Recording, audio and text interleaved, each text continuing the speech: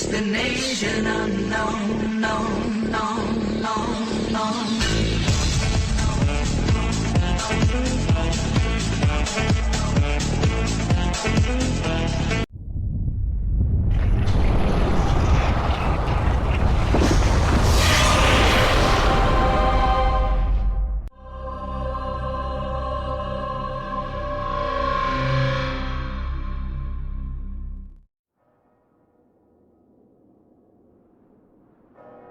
It all went wrong the day our father, the Duke of Griffin, died.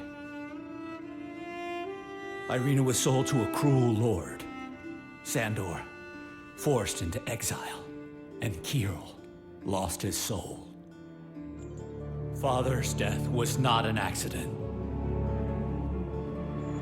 Anastasia, our beloved sister, stabbed him in the heart. I am the Duke now.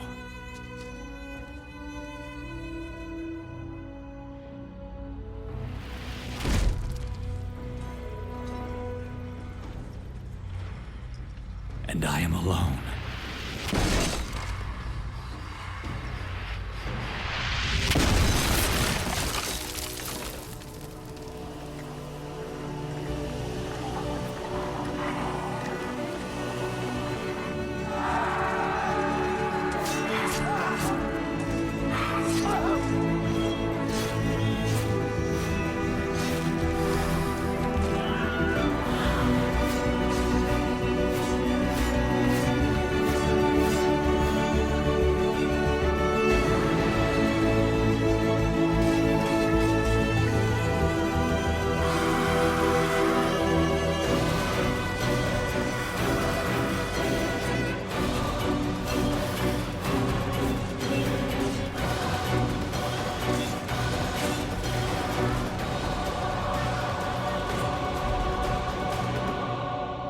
The shadow of death is upon us, cursing our entire family.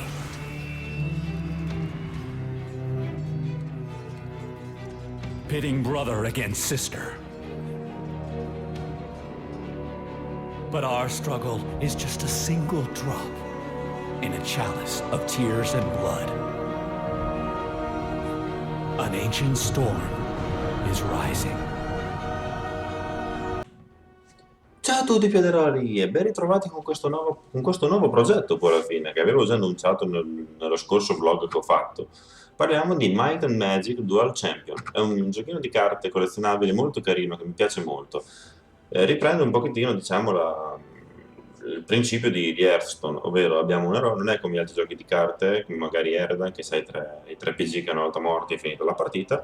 Qui hai un eroe che è il fulcro diciamo della battaglia, che ha tot punti vita, che se finisce quelli è finito poi è finito il game. Per cui riprende un pochettino come Hearthstone, che a proposito ricordo che l'ho un attimo sospeso finché la beta non la aprono a tutti, perché sinceramente non mi va di perdere tempo per poi avere l'account azzerato. Vabbè, non perdiamoci in chiacchiere. Allora, è un giochino molto carino.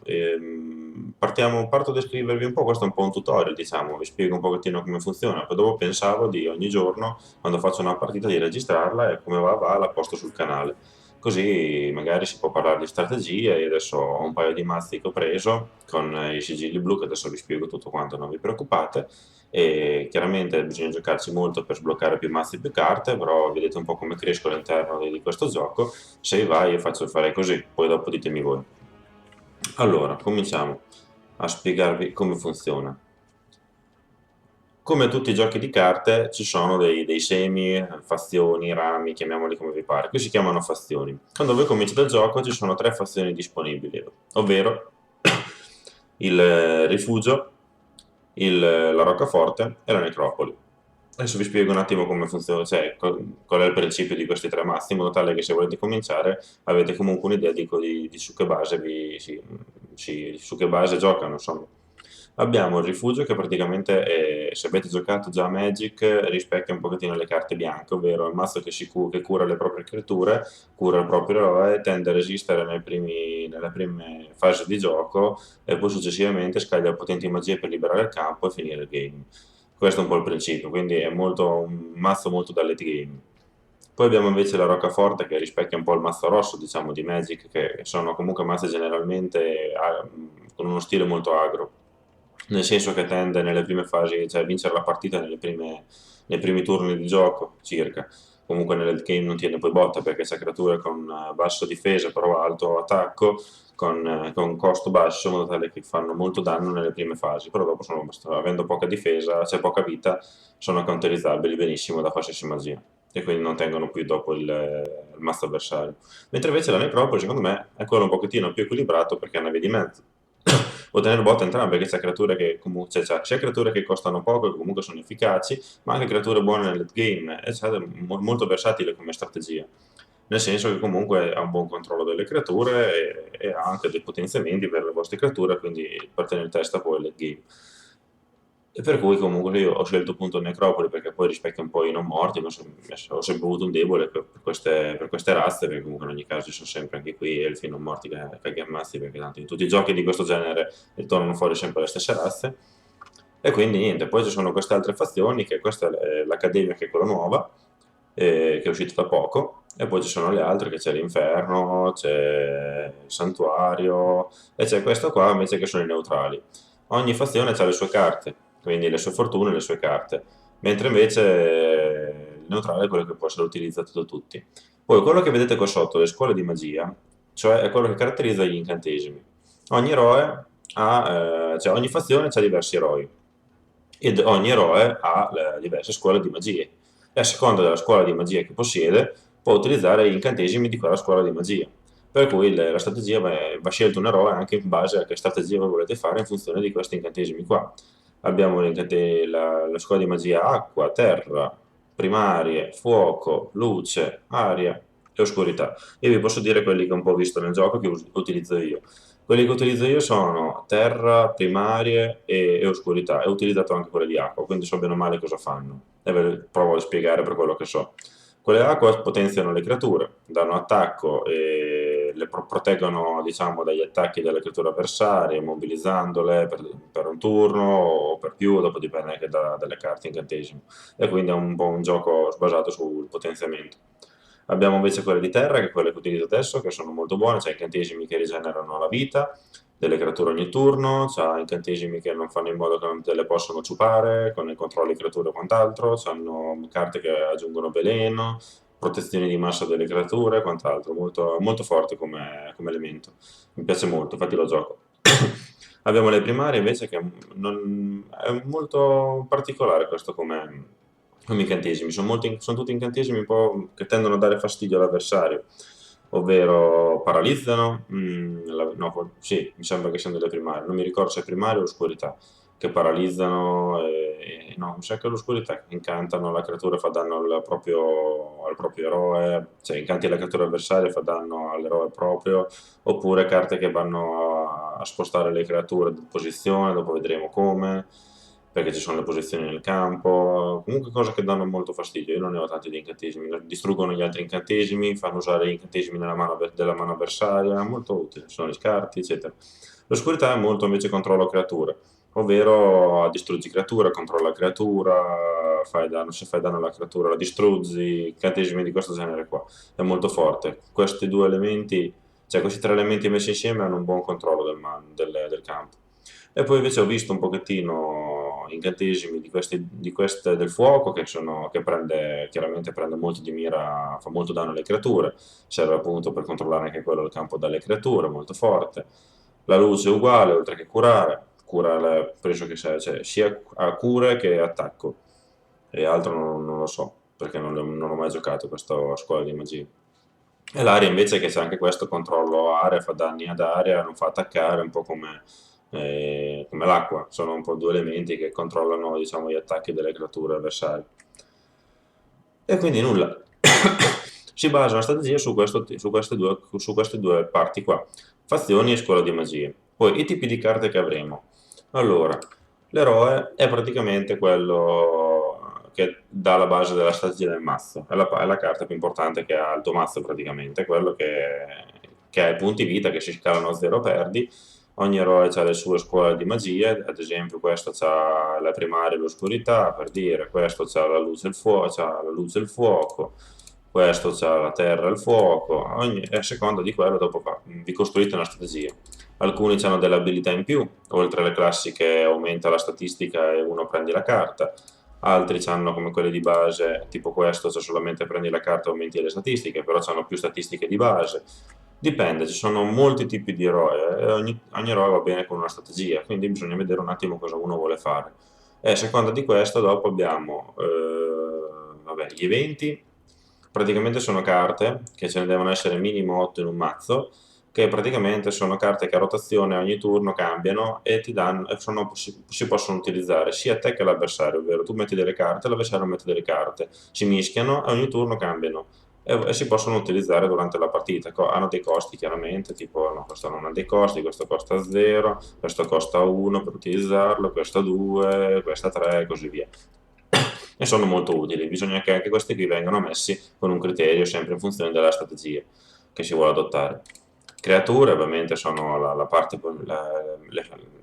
portante del gioco, sono quelle con cui attacchi l'avversario chiaramente, e abbiamo diversi tipi di creature d'attacco ravvicinato o melee, creature, anche questo è ravvicinato, aspettate, creature volanti, creature tiratori, che sono i tipi di creature, che a seconda di dove le metti cioè, hanno diverse caratteristiche, allora quelle dopo le vediamo nel campo di battaglia, perché provo a fare una partita contro il computer per farvi vedere, per non avere limite di tempo nei turni, per spiegarvi bene come funziona.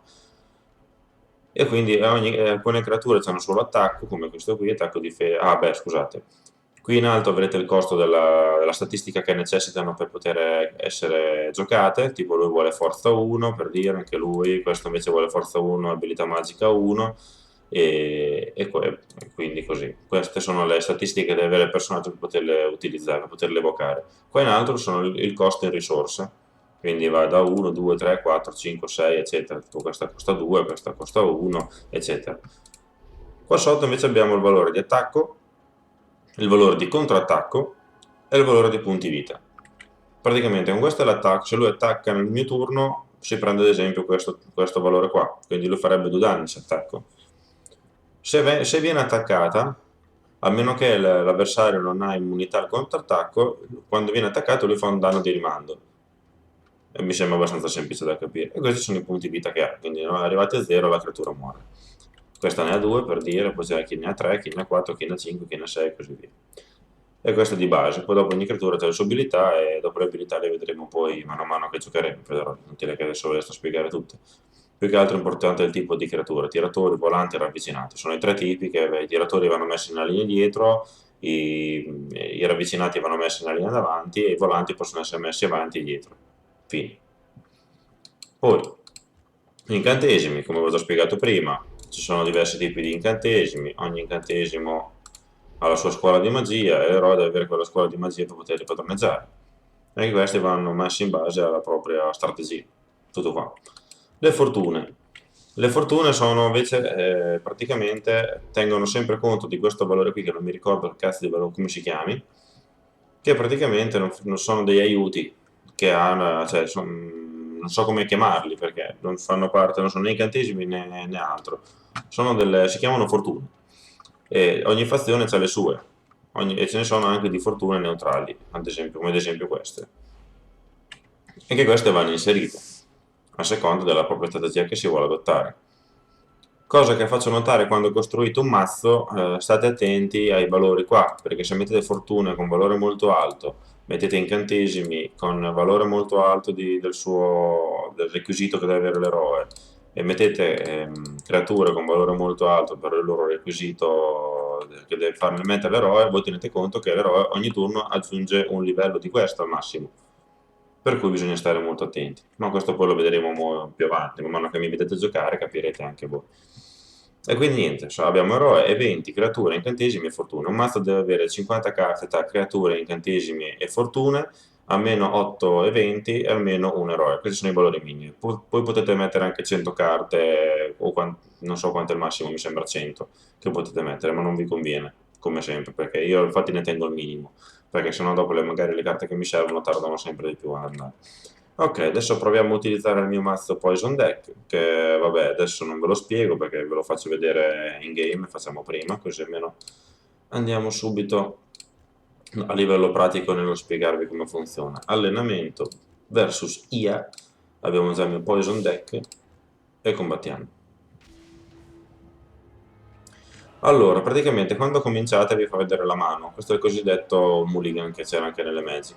Se non vi va bene questa mano qua, a me adesso non mi va bene perché ho carte che costano molto, questo qui non lo utilizzerò mai, che vuole 6 di potere magico, e questo è il minimo che mi cade è 3, che mi scende il 3, quindi devo aspettare di avere 3 di forza, vuol dire che per 3 turni non faccio niente, quindi non voglio tenere la mia mano iniziale, vediamo, è andata meglio.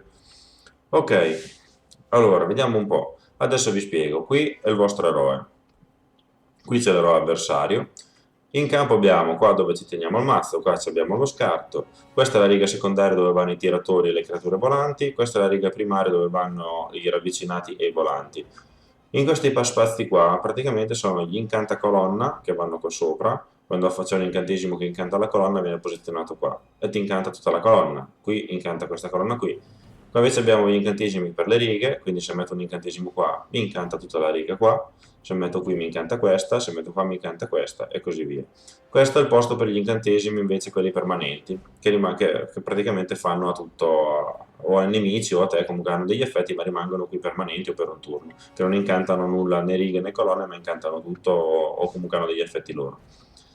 E questo è un pochettino il campo di battaglia. Qua sotto abbiamo gli eventi, come vi dicevo, che possiamo utilizzare sia io che il mio avversario, sia i miei che i suoi.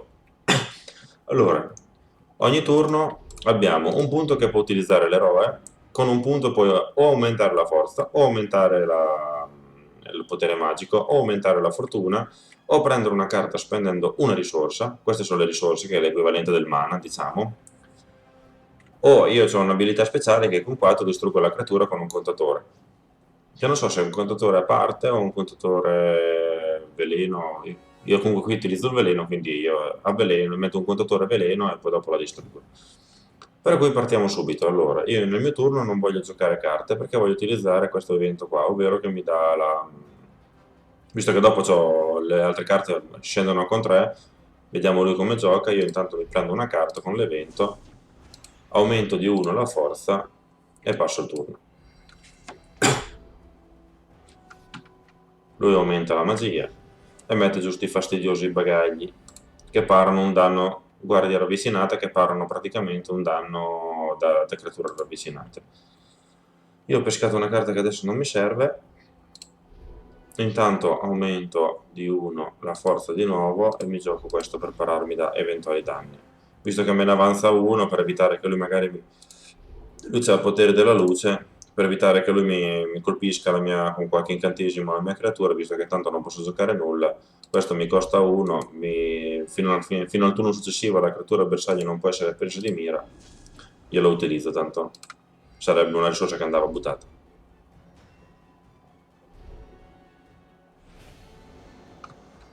Questo però vale su incantesimi, adesso voi vi chiederete perché è stata colpita comunque, perché questo vale per incantesimi che prendono come bersaglio. Incantesimi invece che fanno un danno a tutte le creature, era come in Magic, le cose che fanno danno a tutte le creature non tengono conto di protezione e quant'altro, perché sono cose globali, mentre invece le cose specifiche allora tieni conto delle varie cose, delle varie specifiche. Allora, adesso io posso giocare delle creature molto interessanti. Io direi che aumento di 1 la magia, così mi sblocco questi incantesimi qua, però adesso per non rimanere scoperto mi metto il cavaliere vampiro, che è una creatura che mi piace molto, molto forte, e attendo lui cosa fa. È una creatura che praticamente ha immunità al contrattacco, anche se è volante, in genere è un'abilità che hanno i tiratori, quindi se io attacco non subisco contrattacchi. E prosciugo vita di 2, quindi io faccio 2 danni, cioè io quando attacco, se faccio danno, prendo 2 di vita. È molto buono perché è molto tankone, diciamo.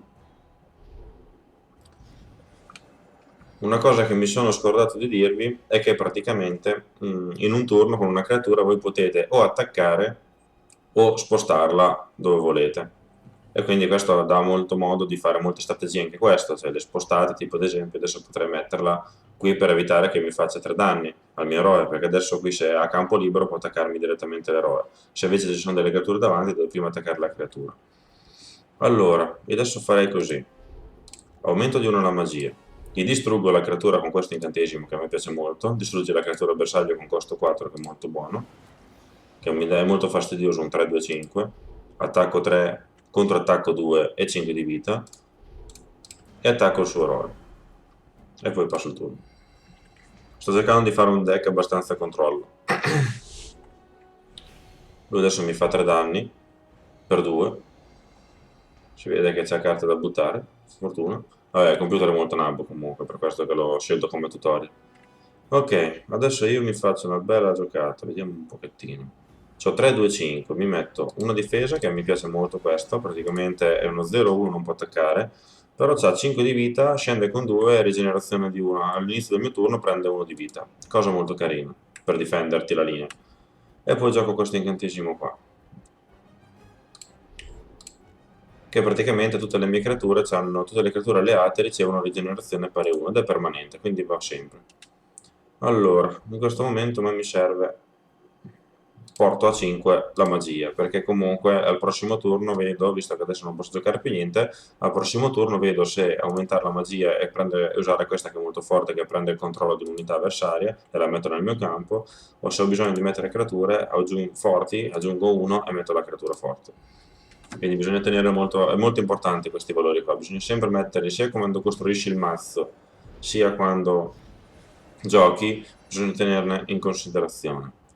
Allora, vediamo un po', adesso io vedo qui che mi ha messo 2 pennuti, questo c'è immunità al contrattacco e a carica, praticamente quando attacca, se attacca quello davanti colpisce anche quello dietro, quindi fa 2 danni qui e qui. Questo è un semplice pennuto con 2 di danno. Io quindi cosa posso fare adesso in questo turno? Mi piace molto questo pennuto qua, quindi io mi prendo, aumento e lo prendo e me lo fotto io. E poi passo il turno. Non ho creature d'attacco, c'è solo sto alberello, se no gli facevo anche dei danni. Lui continua a mettermi creature così a random. E usufruisco anche del potere, anche lui che ho preso dall'avversario, mi prende il più 1 di vita. Secco subito questo, metto l'albero qui davanti, aumento di 1, mi metto il tiratore qua dietro. Gli metto anche il veleno, aspettiamo a mettere altri incantesimi e aggiungo un'altra creatura, così comincio a fare abbastanza danno e lui comincia ad essere in difficoltà. Quindi adesso sarebbero stati più utili quel cacchio di fai 3 danni a tutta la zona, a meno che non ne abbia degli altri.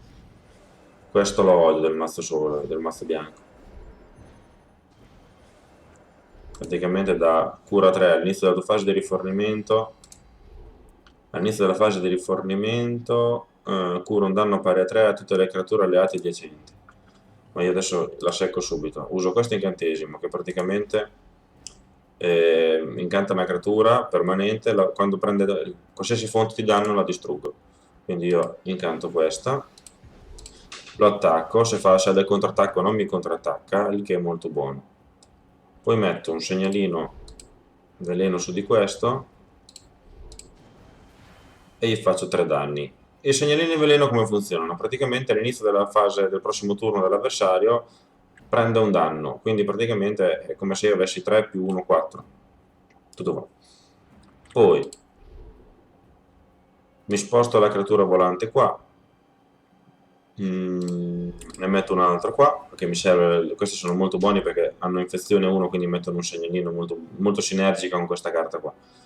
Cominciamo a mettere, tanto no, sono messo bene, non ho bisogno di pescare a carta, ma vantaggio anche con la fortuna, perché ho messo un paio di questi qui che riprendono carte dal cimitero creatura. E basta, passiamo il turno. Merda, questo c'è rigenerazione 3, prossimo turno muore. Visto che questo qui non lo cooperò mai perché ha 6 di vita con rigenerazione 3, devo aspettare 3 turni per seccarlo, utilizzo l'abilità del mio eroe, ovvero distruggere una creatura con un segnalino. Questo ha guardia ravvicinata, rimuove 2 dal danno da combattimento inflitto da creatura da combattimento ravvicinato a questa creatura. Però da creatura ravvicinata, è una creatura volante, non funziona con me, 2 danni e saluta Massoreta. E adesso attacchiamo il suo eroe a bomba, come se non ci fosse un domani. Allora, aumentiamo le mie schiere, le mie truppe, e niente. Potevo usare questo, che coglione, va bene. E riutilizzo quello che praticamente non può essere bersagliata la mia creatura da incantesimi che bersagliano qualcuno. E adesso io ho completamente il controllo della situazione. Ho un deck contro scarsissimo. In pratica adesso io non faccio altro che attaccare questa creatura, distruggi la creatura col segnalino e via. Prossimo turno è già morto. Scartiamo una carta, tanto questa non mi serve, e ne peschiamo un'altra. Però c'ho 3, non posso giocarla, porca boia. Va bene. Finiamo il turno, il prossimo turno è morto praticamente. Ci arrende. Ok. Usiamo questo che mi dà, mi sembra, 2 di salute la prossima che gioco. Quindi, fum. Ah sì, a 6 di base è entrata con 8. E secchiamo. Fine partita. Arrivato a 0 l'avversario muore. E qui c'è dopo reso conto, se fai un duello normale ti dà sia oro che esperienza e via. Come funziona? Niente, fate duelli, con i duelli maturate il punteggio Elo, che comunque vuol dire che trovate avversari del vostro livello praticamente. Se siete a livello basso prendete avversari con livello Elo basso, se più andate avanti più trovate gente più forte. Facendo soldi accumulate l'oro, con l'oro andate nel mercato a comprare i pacchettini e mano a mano vi costruite il mazzo che vi serve.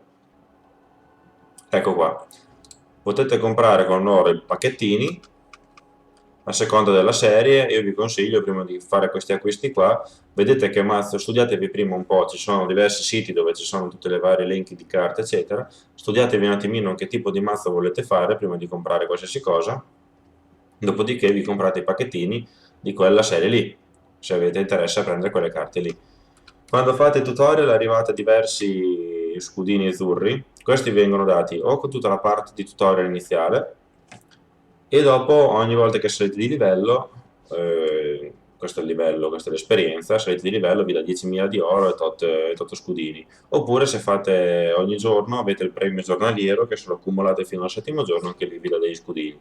Con gli scudini io mi sono preso i mazzi che erano in offerta. Prima avevo preso il mazzo questo qua, che adesso costa 1100, me l'ho pagato 5,99, e così come adesso ho preso questo che era in offerta a 5,99. Avevo giusti i soldi, quasi giusti, infatti vedete che sono rimasto a 0. E quindi dopo da lì avete una base, mi piacevano sti mazzi, li ho visti giocare e li ho presi. Se no, voi quando comprate questi pacchettini qua, che vi consiglio, dove cazzo sono? Vi comprate questi pacchettini qua, vi danno anche un jolly. I jolly cosa servono? Praticamente quando questo lo sbloccate da subito, l'altare dei desideri, mi sembra, a livello 3, comunque ci arrivate subito.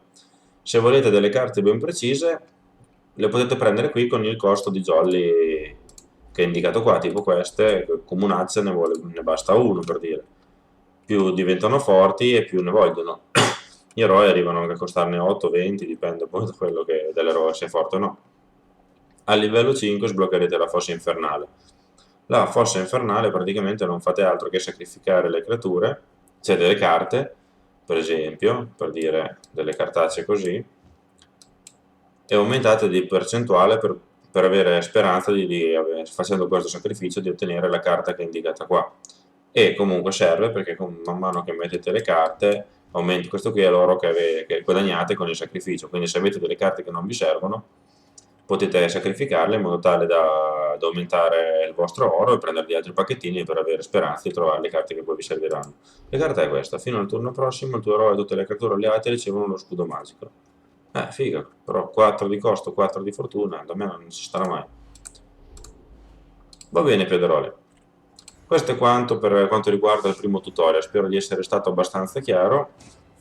Adesso fatemi le domande sulle cose che non avete capito e nei prossimi gameplay che metto, vi ricordo che ho intenzione di mettere una partita al giorno, come va sia che perdo sia che vinco, e così vedete la mia crescita appunto all'interno di questo gioco. Man mano fatemi le domande e cercherò di spiegarle nei miei prossimi gameplay.